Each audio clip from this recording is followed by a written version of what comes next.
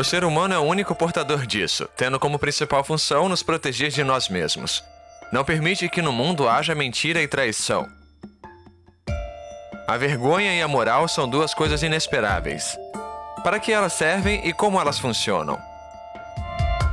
Com grande frequência, as crianças ouvem: "Você não tem vergonha?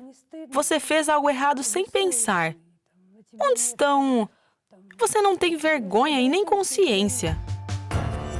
Como é criada a nossa consciência? Quando aprendemos a enganar e a se comportar contra as normas aceitáveis. Oh, Nikita, como você é esperto! Você conseguiu passar as bolas para o outro recipiente. 4 bolas. Você passou da forma como pedi, não utilizando as mãos? Não? Muito bem. Nossa consciência é efêmera como parece? Ou dá para percebê-la? Agora, preste atenção na tela, está bem? Vão aparecer setas para cima e para baixo. Você vai jogar no computador. Sua função é tentar enganá-lo. Como podemos identificar a vergonha? E o que é capaz de deixar qualquer pessoa com o rosto vermelho por alguns minutos? Quando você resolveu deixar a sua família e fala para eles que você já juntou suas coisas e vai embora, desculpa, você simplesmente resolveu deixá-los. E eu nem estou falando sobre infidelidade, pelo amor de Deus, tá? Tudo bem, já basta. A vergonha e a consciência são capazes de nos deixar preocupados. Não seria melhor se elas não existissem? Tentaremos responder essas perguntas com a ajuda de experimentos psicológicos.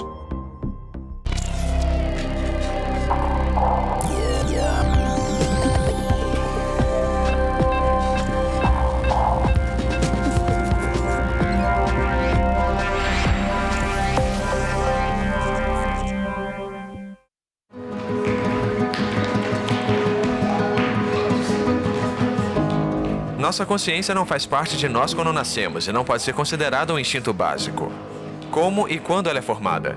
Resolvemos analisar a honestidade de 4 crianças. Seria fácil ou não para crianças passar por cima da consciência?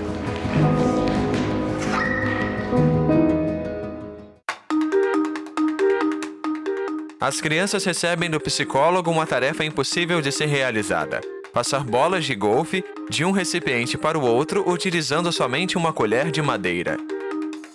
E agora eu darei para vocês uma tarefa que vocês vão realizar um depois do outro. Olha só, temos uma bacia com bolinhas e vocês precisam, com a ajuda dessa colher de madeira, e depois passar para o outro recipiente 3 bolas sem a ajuda das mãos, utilizando somente a colher de madeira.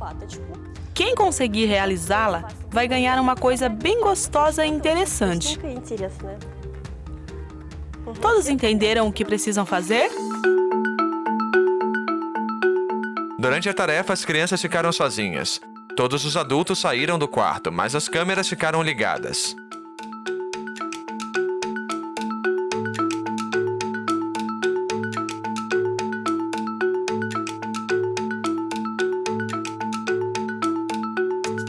As crianças receberam uma tarefa muito difícil. Os psicólogos a chamam de conflito de motivos. Por um lado, cada uma das crianças quer realizar a tarefa para receber o prêmio. Por outro lado, eles deveriam seguir as regras de um adulto.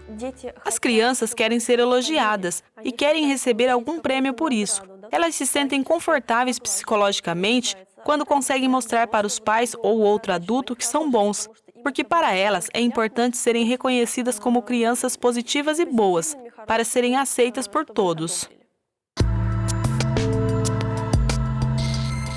3 crianças resolveram realizar a função de forma honesta. Elas não usaram as mãos para ajudar. Mas algumas delas não conseguiram segurar as emoções.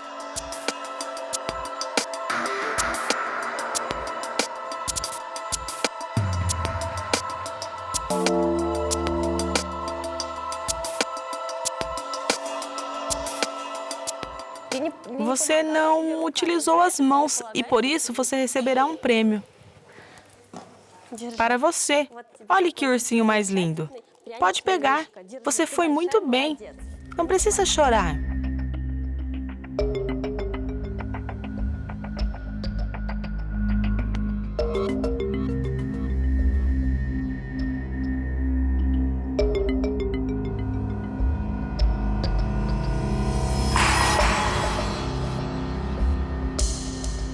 A vontade de Nikita de conseguir realizar a função e ganhar o prêmio era maior do que a necessidade de seguir as regras. Mas isso é uma exceção. A maioria das crianças levam a sério a ideia de se comportarem honestamente.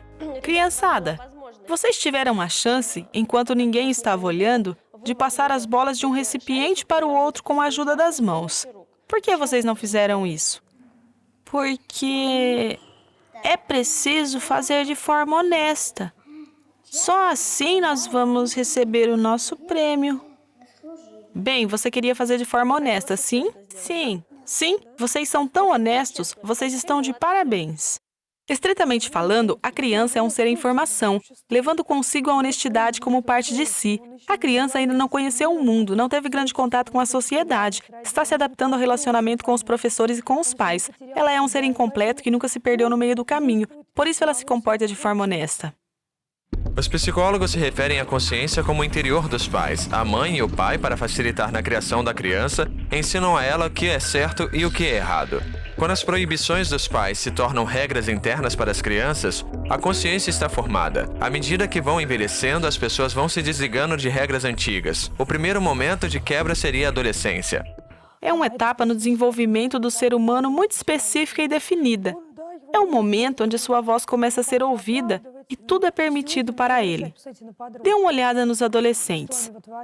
Eles fazem essas coisas que só Deus sabe, mas eles têm a razão.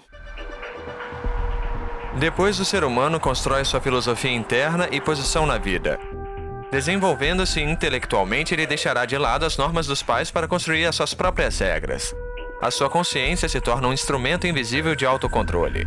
Mas será que ela seria abstrata e efêmera como parece ser?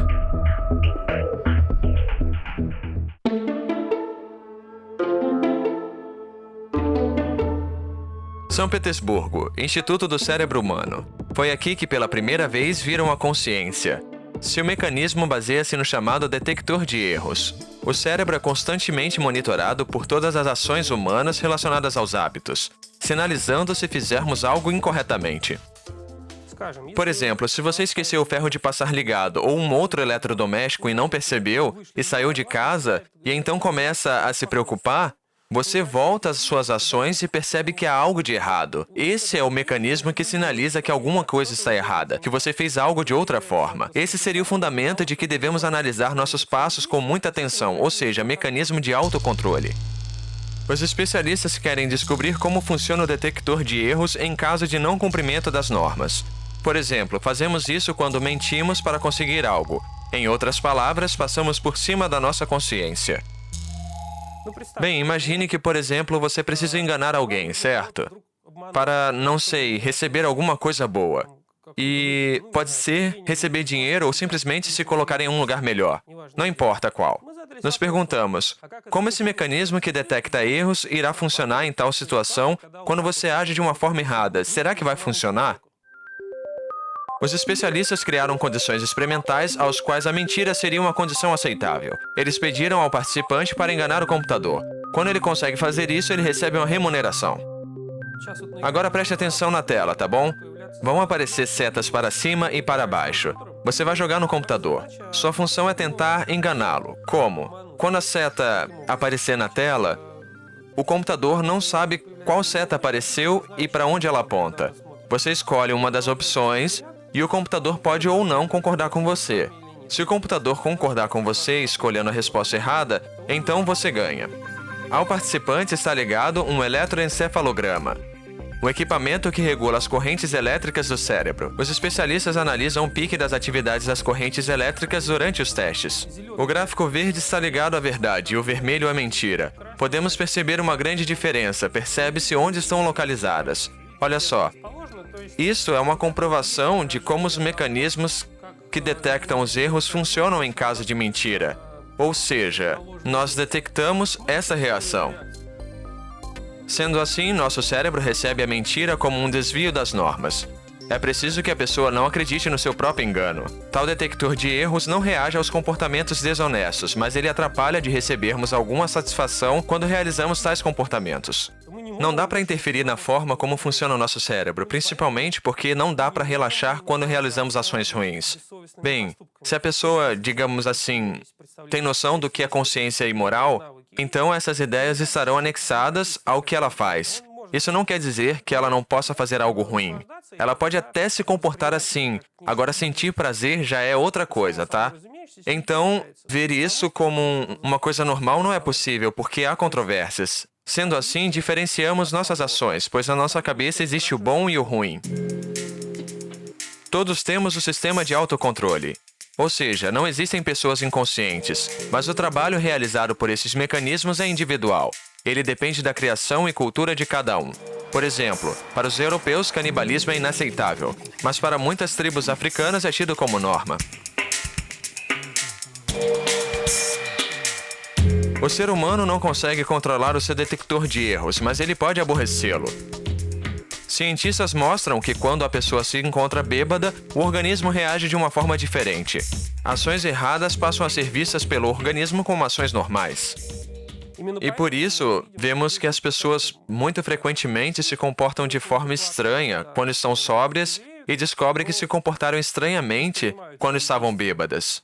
A consciência pesa muito nesses momentos, deixando a pessoa com a sensação de culpa devido ao comportamento que teve. A consciência é formada em um conjunto com o desenvolvimento da personalidade. Não existem pessoas sem escrúpulos, mas o que faz com que as pessoas saiam infringindo seus próprios princípios e, ao contrário disso, comecem a cumprir as normas morais. Muitas vezes, o comportamento de uma pessoa depende de uma situação imposta. Às vezes, o mecanismo de autocontrole simplesmente não consegue processar as informações a tempo. Por exemplo, em caso de uma tragédia ou catástrofe, qualquer um pode se tornar um saqueador. O que a consciência causa no homem? Como os outros influenciam nas suas atitudes? Impunidade?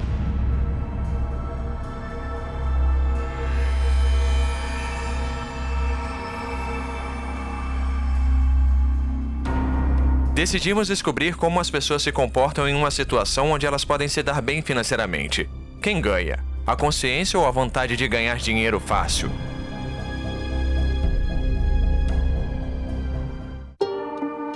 Deixamos uma carteira pesada no chão, no meio de um corredor vazio por onde passam algumas pessoas por hora. Isso significa que é quase impossível haver testemunhas que presenciem a ação. De acordo com os especialistas, a voz da consciência pesa mais quando estamos sozinhos. Se estamos falando sobre certo desconforto relacionado ao medo, já que entendemos que não devia ter feito algo, pois receberei a punição pelo meu ato, não é nesta situação que nossa consciência opina. A consciência é um sentimento pessoal. Entendam isso. Somente podemos senti-la em situações de completa solidão. Ninguém sabe, mas eu sei. Foram instaladas algumas câmeras no ambiente para analisarmos a reação das pessoas. A maioria passa fazendo de conta que não viu a carteira no chão. Eu me encontro numa situação onde tenho que tomar uma atitude. Não fazer nada a respeito, simplesmente nada, porque eu não posso mudar a realidade, tá? Porque, bem, ou eu passo a metade do dia esperando a pessoa que perdeu a carteira que falará: "Nossa, que bom que você me esperou 5 horas. Até que enfim achei o lugar onde deixei a minha carteira cair." Eu nem sempre posso optar pela segunda, ou seja, eu simplesmente passo pela carteira deixando a situação mal resolvida. Durante nosso experimento, passaram pelo corredor 22 pessoas. Somente uma delas resolveu entregar a carteira ao dono. Ela encontrou o contato do dono e ligou para ele marcando o encontro. E teve também uma pessoa que, aproveitando a ausência de testemunhas, pegou a carteira e foi embora.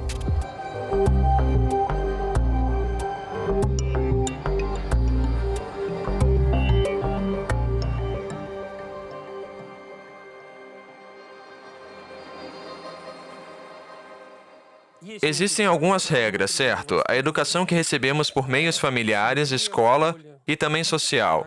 E claro, se há regra, então elas são seguidas pelas pessoas. Ou nós as seguimos, ou não as seguimos. Mas se a pessoa está acostumada a não segui-las, então, talvez, ela não sentirá dores na consciência.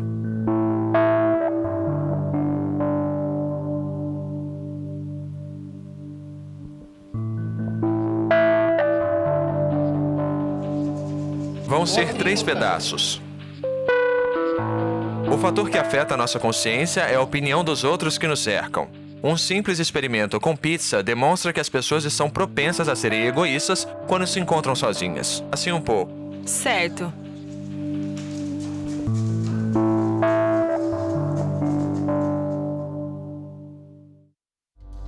Cortamos a pizza em tamanhos diferentes e chamamos algumas pessoas para o salão. De acordo com o que eles disseram, todos estavam com muita fome. Cada um pegou uma fatia de pizza em fila. Ou seja, ninguém pôde avaliar a escolha do outro. Os participantes foram alertados que a pizza era para muita gente. Mesmo assim, todos escolheram os melhores pedaços, não prestando atenção na fatia pequena.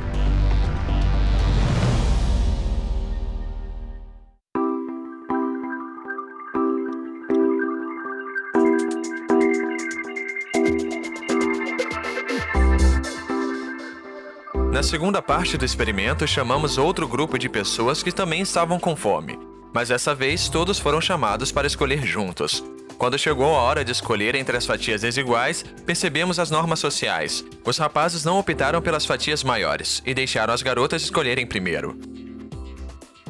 Os rapazes levaram em consideração o tratamento tomado com as garotas. Ficaram um pouco sem jeito, já que surgiram algumas perguntas relacionadas ao que os outros pensam, relacionadas ao que a sociedade pensa. Como vai reagir a minha atitude à pessoa ao lado? Preste atenção que todo esse processo é construído pelo nosso inconsciente. Esse momento é muito importante. Ver com atenção como a sociedade reage às minhas atitudes. Aqui nos deparamos com um conceito sociofilosófico, a consciência. Sendo assim, a consciência é o controlador interno que todos nós possuímos. Especialmente a educação e as características individuais levam o ser humano a reagir de formas diferentes.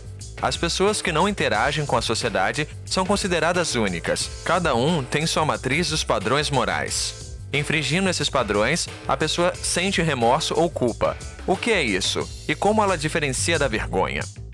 A diferença entre a vergonha e a culpa é baseada no seguinte fato de que sentimos o sentimento de culpa quando nos arrependemos de termos feito algo.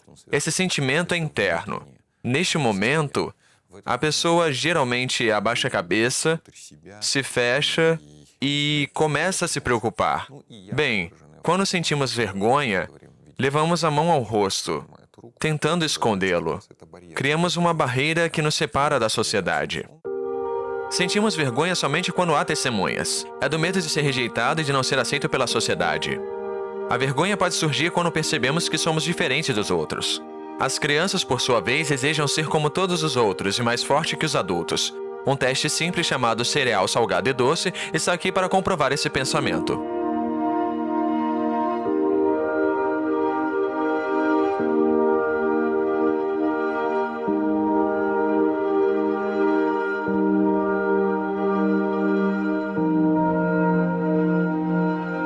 Para o experimento, será preciso um prato de cereal. Em uma das metades, colocaremos açúcar, na outra, sal. As crianças não sabem disso.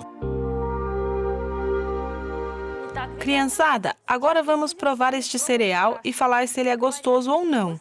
Doce ou não. Tudo bem? Ok? De verdade? Claro, de verdade. Certo. Experimente. Vamos lá. Muito bem. E então, o que achou? Está gostosinho e docinho? Está doce. Está doce? Certo, só um minuto. Ele falou que não está boa. Está gostosa e doce. Ótimo. 3 crianças provaram a parte doce do cereal. A quarta criança, Evelina, provou a parte salgada. Deu para perceber que ela sentiu um gosto salgado e que o doce do cereal não tem nada, como falaram os outros. Mesmo assim, preferiu não falar sobre isso. A vergonha é um sentimento social formado pela sociedade. E quando o ser humano se sente desconectado a um determinado grupo, ele se comporta assim, na defensiva, ficando mais vulnerável do determinado momento. Quando as 3 crianças falaram que provaram um cereal doce, e nós demos à menina Evelina a parte salgada, ela não se sentiu confortável em dividir isso com os outros, eu acredito. O cereal dela era salgado e tentou de alguma forma ser igual aos outros, dizendo que deram para ela também um cereal gostoso. Com o tempo, o sentimento de vergonha vai mudando. Os adultos tentam fugir de ações onde trazem para eles a sensação de vergonha. Por isso, resolvemos pensar aqui o quão difícil é fazer um adulto ficar com o rosto avermelhado e saber quando isso acontece em diferentes pessoas. Estamos filmando. Nessa filmagem, estamos focando na vergonha e consciência. A partir daí, eu tenho uma pergunta simples. O que você acha? Existe ou não um sentimento chamado consciência, Alexei? Sim. Nós convidamos o especialista em perfis, Evgeny Spiritsa. Seu trabalho é identificar quando mentem e quais emoções são expressadas através de mímica, gestos e entonações das pessoas. Ele conversou alguns minutos com os participantes do experimento para perceber quais são os valores e prioridades deles, para somente depois tentar tirar deles o sentimento de vergonha. Você pode lembrar qual foi a última vez que você se sentiu envergonhada por isso? Não sei. Eu acho. Não faz muito tempo. Acho que foi quando discuti com alguém. Às vezes eu tenho vergonha. E você gosta mais de quê? Eu gosto de mulheres bonitas. Alguma vez na vida você traiu alguém importante pra você? Difícil dizer. Eu não me lembro. Quando você resolveu deixar a sua família e falar pra eles que você já juntou suas coisas e vai embora, desculpa, você simplesmente resolveu deixá-los. E eu nem estou falando sobre infidelidade, pelo amor de Deus, tá? Tudo bem, já basta. Eu confrontei todos os participantes do experimento. Comparei a estrutura de valores deles com os da sociedade onde eles vivem. Sobre o que estou me referindo? A vergonha está diretamente ligada à relação com o meio. Por isso, confrontei os valores internos de cada um deles, mostrando que os valores seguidos por eles não se encaixam à vida da sociedade, criando um conflito de valores. Foi percebida a sensação de vergonha nos jovens por diferentes motivos. As principais características desse sentimento seriam fechar os olhos, abaixar a cabeça, vermelhidão da pele e a mudança de entonação. Alguns participantes utilizaram a manobra de defesa tentando esconder a emoção envolvida. A situação onde Alexei passava por um conflito familiar, ou seja, um problema concreto onde sua decisão teria sido sair de casa, fiz a seguinte pergunta ligada ou não ao tema. Você pensou em alguém? Observe o que vemos aqui. A primeira etapa, o sorriso. Sim. Geralmente, quando a pessoa está tentando esconder algo, uma das mais elementares formas de mascarar as emoções seria sorrir, tá? Neste caso, podemos dizer que o sorriso é singelo e que, a partir dele, podemos perceber coisas que antes não percebemos. O Alexei ficou com o rosto avermelhado e ele abaixou a cabeça, fazendo um movimento que falamos anteriormente. Ou seja, a cabeça está abaixada, comprovando a mudança de sentimento. De alguma forma, o Alexei se sentiu envergonhado, e como ele esconde isso? Sorrindo, é claro. Vera vem conversar comigo. Ela é uma mulher muito sensível, com uma ideia do mundo bem formada. Nós colocamos a Vera numa situação onde ela não somente se comunica comigo, mas com a sociedade, tá? Lembrando sobre o que falamos, que a vergonha é uma situação que envolve muitas pessoas. Olha o que conseguimos ver aqui. Estamos conversando e, de repente, o sorriso que cobre de vermelhidão as bochechas. Fyodor é uma pessoa muito emotiva. Pessoas assim são conhecidas pelas emoções que demonstram, pela decência, pela moral, pela ética e honestidade. Por isso ele nos falou que busca no yoga o autodesenvolvimento, o autoconhecimento, controle emocional, filosófico e cultural, certo? Olha só o que percebemos no final. Percebe-se um sentimento de culpa, não somente vergonha. Há também um sentimento de arrependimento e mais um sentimento de culpa. Assim, a vergonha é simplesmente um conceito social. Pode-se percebê-la somente na presença de outras pessoas, quando alguém quebra as normas morais e éticas aceitas.